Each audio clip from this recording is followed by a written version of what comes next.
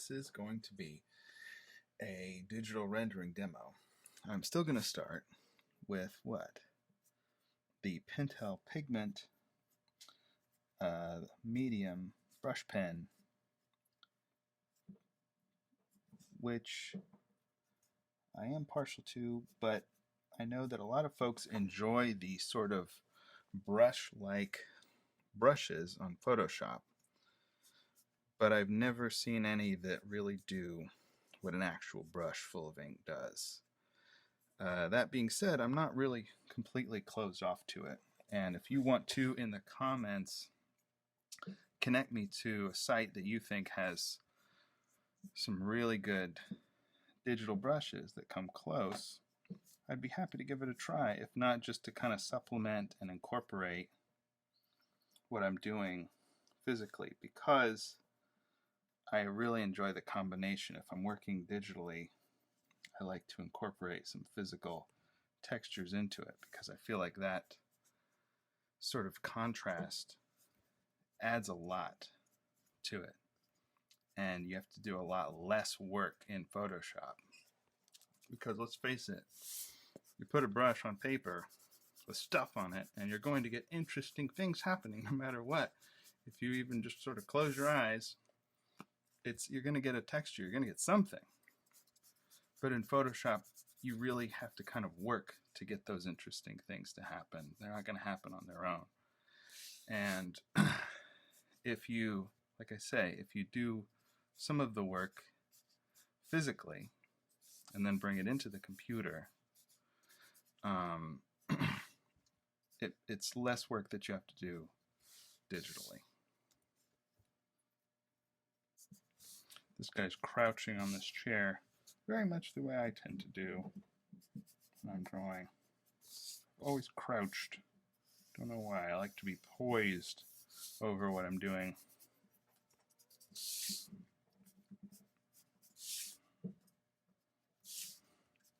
Here's something too. I know I would never switch to completely rendering everything digitally. I just, the physical is so important to me, and I feel like it never feels really real. It never feels completely secure. If it's digital, I think it could crash and get lost at any moment, which sometimes it absolutely does. And also, I feel like you're so protected when you're working digitally that it sort of impedes your courage, okay? Because you can always, you can always Control Z anything away, which is kind of what this hand is doing over here. The left hand is for undo, Control Z. And I think that's actually terrible for your psyche. I think it's terrible for building the kind of courage that any artist needs to be able to really take risks. It's not a risk if you're just making a new layer, or you can just Control Z it away, and so it trains you to be less risky. That's my personal opinion.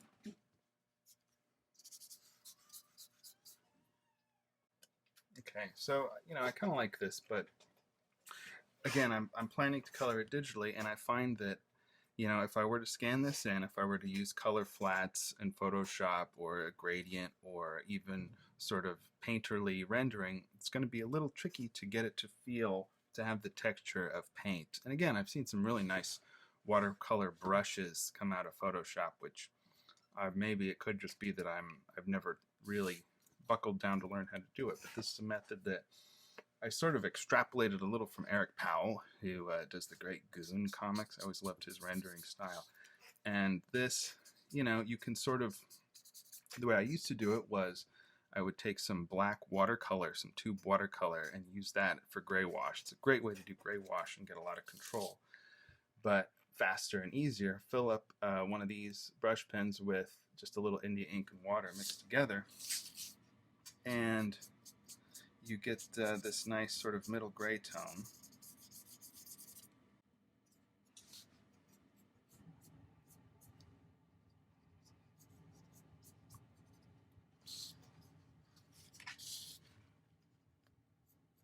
It's nice to really think about your lighting, think about the screen. Obviously the light's really emanating off the screen. I want that to feel really intense and really just like kind of maddening. These being driven insane by this digital glow. Maybe. Let's do a little more. Okay. Do I want something on there? I don't know, maybe I'll do a little something on there.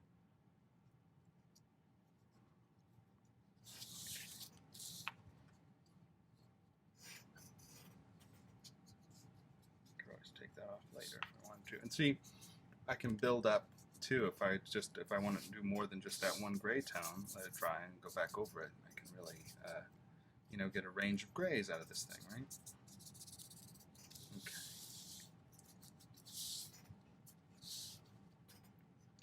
Sometimes you can fan the tips of these and get kind of a nice texture.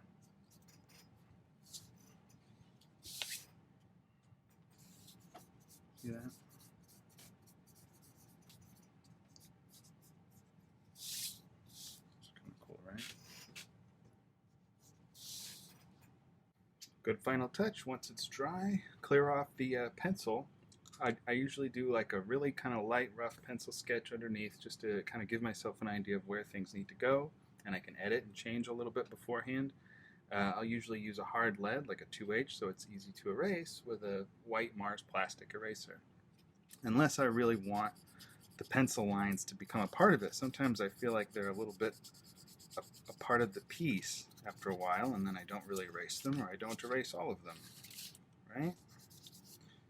Okay, but this one I think will be good, especially for this highlight on the face. All right, so what I'm going to do now is I'm going to start with this raw scan here. I've done nothing to it, and I'm going to go through these steps a little slow. My process isn't that complicated. I think it's sort of simple, but I want to make this useful to people that might not be completely adept with Photoshop to begin with. So basically I've scanned this in. I tend to scan things at like 400 dots per inch so that I have some real leeway if I want to make it larger. I want to have it too big rather than too small. All right. So right now it's a background layer, so I can't really do much to it. So I'm going to switch that to new layer from background, so that I can mess with it. All right. I'm going to add some blank layers. I don't like to do a bunch of layers. I like to keep it simple. Again, I don't like to give myself safety nets. I like to take risks, okay? And here, with this top layer, what I will do is switch this to multiply. All right? That's kind of the key to the whole thing. So this way I can color underneath it, and everything I do will show through.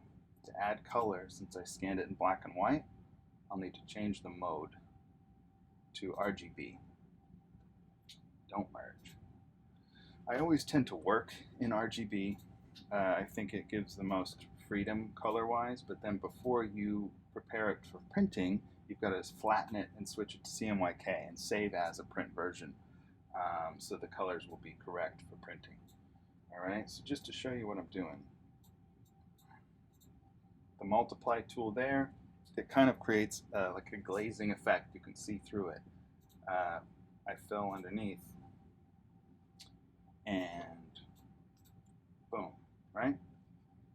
Okay, I'm going to crop this too. I also don't have to see that sort of messy edge. It might feel more like a kind of a complete scene. Edit. Not edit, image, crop. Deselect. All right. So let's say I wanted to color this character. All right. What I'm going to do is I'm going to grab a color, and it doesn't really matter what it is, and I'll show you why later. Basically, I want to fill it in, and I don't like spending a lot of time coloring things in, so I just kind of go around the outline. All right, and I'll show you what I do. All right, so what I've done is I've just taken a color and I've sort of colored around the inner edge of what I want to fill, and that way I'm not wasting time coloring things in. You can see when I turn off the line art layer, it's just connected open areas. So now I can select it And this I use a lot. Select, modify, expand by about 2 pixels. Okay, and that expands the connection, the selection, so that when you fill it, you get a nice edge. If you just selected and filled, you get this gross, fuzzy, pixelated edge, which would look bad and look horrible in printing. Let's see, fill, foreground color, this color, boom, right? Deselect. To get the figure, I'm going to grab that color again with my dropper.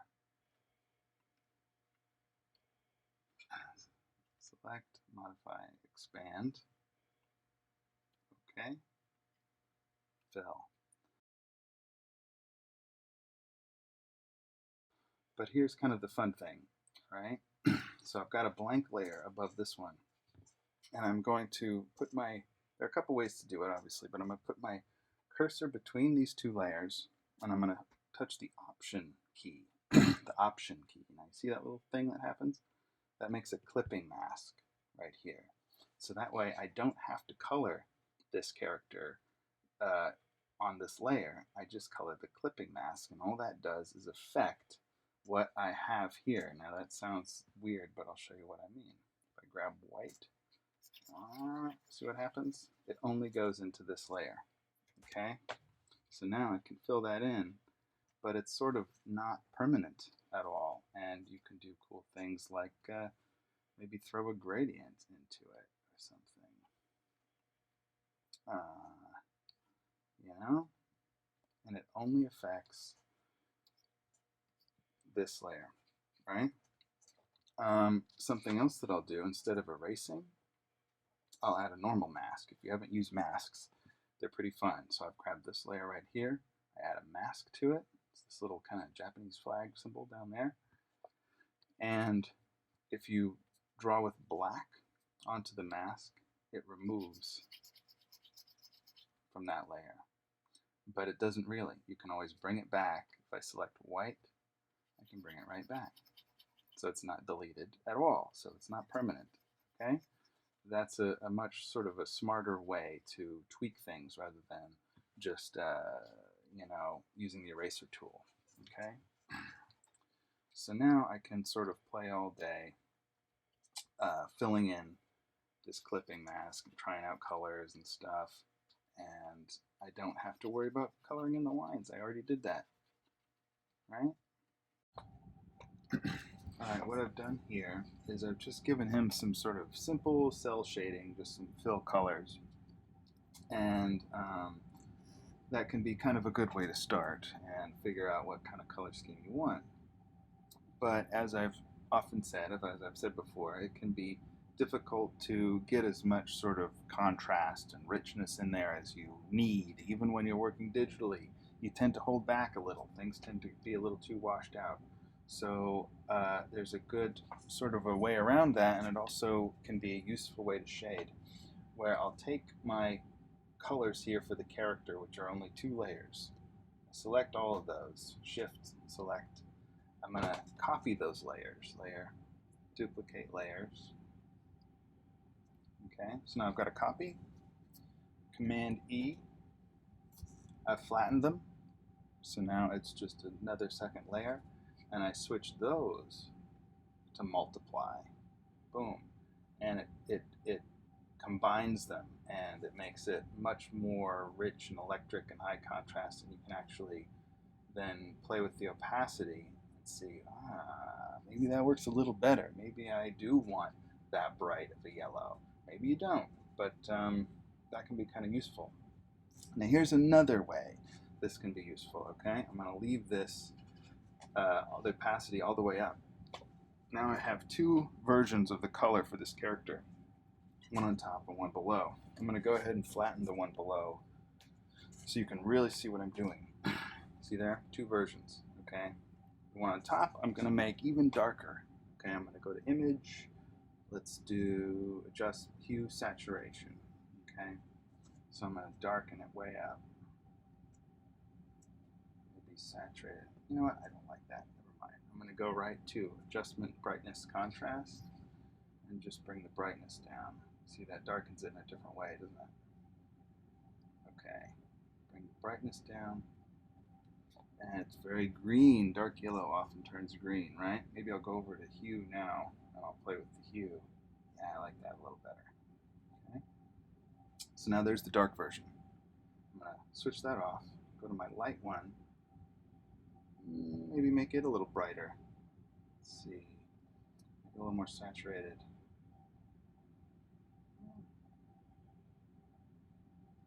Okay. Never mind. It'll work. So now I switch this on, and now what do? I make a mask again. Japanese flag down here, right? So I've got my mask there. I go to black, and look at this. I can just paint my highlights in wherever I want them.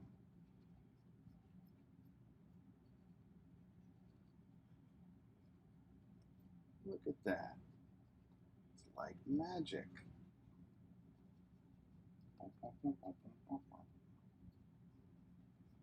Okay. And not only that, but if I don't like it, since it's just a mask, it's not permanent, I switch to white, I paint it back out.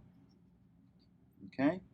Also, things you can do on a mask, anything that you can do with a brush or any tool, you can affect the mask. So you can put a gradient on it.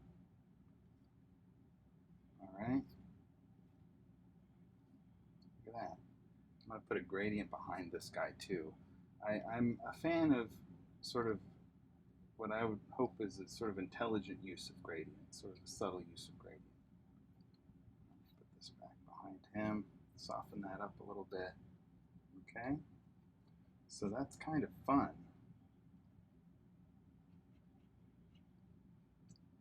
I did sort of like those hard shadows on this guy a little bit more.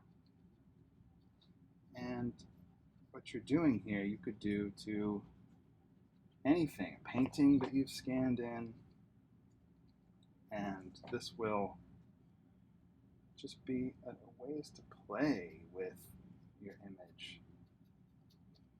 Right? Okay. And another thing you could play with is that, I'm going to jump back. I've got just my pure line art here. You can see that it's a little bit washed out, right? You might want to fiddle with your line art that you've scanned in. Oftentimes there are lots of little sort of repairs that you need to do, removing specks or whatever. With this one, I just want to play with the contrast, and the most obvious tool would be adjustments, brightness, contrast. But since it's at RGB, I can go to selective color, jump to my other screen, and you can actually select which color or tone you want to affect. So I'm going to grab the white, brighten that up, take the black out of it. I'm going to grab the black, darken that up a little bit. So now it is, a little nicer, a little richer. So that pops quite a bit more, right? The other thing you can do is you can select your line art and go to, say, color balance. See, this image adjustments thing, there's just so much stuff in here to play with, right? Hue, saturation, color balance, selective color, I probably use the most. Color balance means you just take the whole thing and you play with the colors. So see, if you don't want that hard black and white and gray, warm it up. What does that do? That changes it, right? It feels a bit different. I'm going to play with it while I have the colors there. See that? It's interesting, right? I kind of like it. Actually, you know what? I'm going to do what I mentioned in the painting tutorial. I'm going to grab a color that I'm using elsewhere so that everything feels a little more connected. Yeah. And yeah, that's a little intense. Let's see. To make it a little more subtle. Maybe bring the opacity down on my gradient bit. There we go. Subtlety. Yeah, I kind of like that. I think it's good. Actually, sometimes what can be nice, I mentioned in the painting too, saving the white for the end, adding a little bit of white. It can be good to just throw a layer up above everything else if you want to hit some really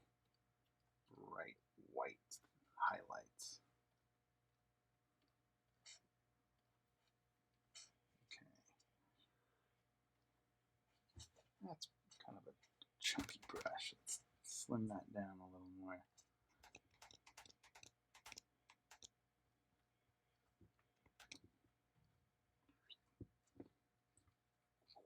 So we got that drawing and that Control Z action, which maybe you can hear me clacking on the keyboard. I am not immune to the allure of Command Z. I'm sorry, I was saying Control Z. What the heck do I know? Okay. All right. So we'll call this done. So I'll show you just the final steps. Layer.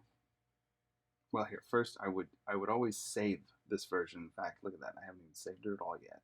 I'll save this as a PSD, and this is kind of going to be my master copy that I will save. Okay, so I've got that. I'm going to flatten it. There, flatten image. Save as. Don't save. Save as, so you can make a new one. JPEG or TIFF, and this is at my full resolution. So this is the big flat version. So if I want to print, I will use this one. And what I should have done before is I flatten it and I convert it to CMYK. Okay. That way a printer will be able to recognize the color profile and print it accurately. So now I'm going to save that. So this is the print version. Okay. So now what you can do is, if you want, you can make a smaller one as a web version. Sometimes you don't need that much resolution. So I can go to image size and, you know, bring it down. I mean, you could bring it down to like 72 and it would look okay. I tend to go still a little larger to like 150. All right, let's see, view, print size. So this is how big it would appear on a computer screen and look good. It would look fine on a screen. And one reason why you might want to do that if you're posting something on a website or anywhere online is that it automatically protects you a little bit from plagiarism, because if somebody tries to steal this and print it, it will look like crap when it's printed because of that low DPI, but looks pretty good on a screen. And I kind of favor that method over being super protective and putting watermarks on things. That's my personal choice, because I would rather show work freely and risk a little bit so that I can enjoy putting stuff out there. So this is pretty much all I can think. Oh yeah, then I'll save that as, I'll do like web. So there's my web version. And so yeah, I guess that's pretty much it. Hopefully you found this useful. If you have any tips for me, feel free to comment and leave that, because I know I've got a lot to learn. I don't love computers, honestly. I tend to learn what I need to get by and accomplish what I want, and then I stop, which isn't always good. So if you have any sort of tips and tricks you'd like to pass on to me, please feel free to do so. Hopefully you found this useful. Thanks.